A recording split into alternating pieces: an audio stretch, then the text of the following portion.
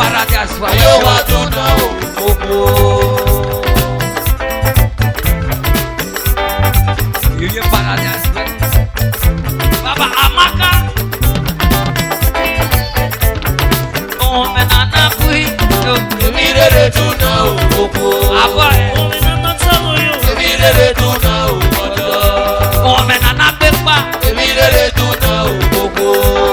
Wakikona yoyo. Oh me nana kui. Tuwa ko wari edesu. Ayo wa duna opo. Ade wa duna yeye. Oh me nana kui. Tuwa ko wari edesu. Ayo wa duna opo.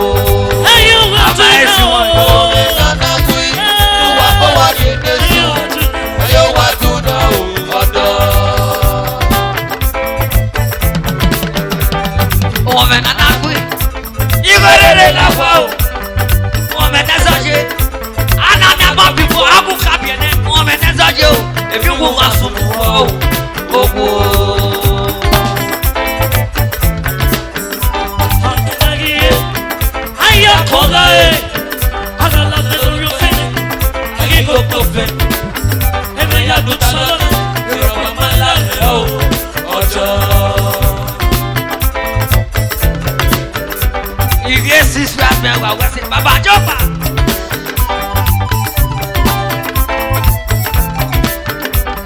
Oko gene kasi. Wala video.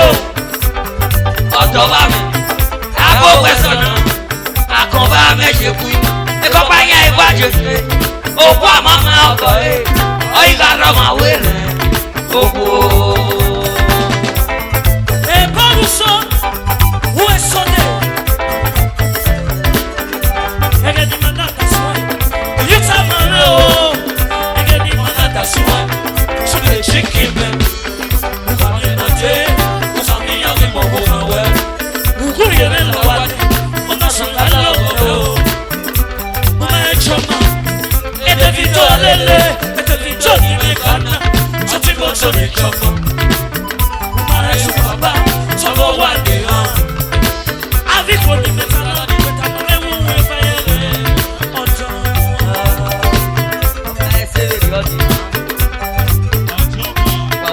This is fast by Baba Jopa.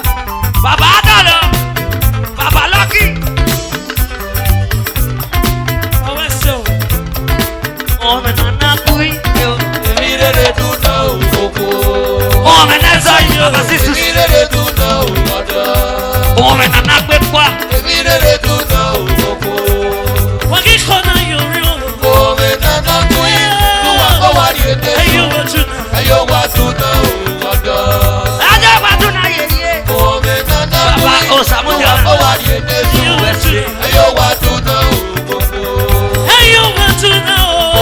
nana kui. Tuwa ko wari edesu. Ayo wa duna opo. This is fast man wa say. Baba innocent. Ami akonyi secretary. Okay, this is fast. Ona bi o to pa. Me no ya keke na ro pa usu. Awe say. Me nana kui. Igerere la wa o. O me nezoje. Ana mi akon pipo. O me nana kui. Ebi o ko kan su wa. Ogo.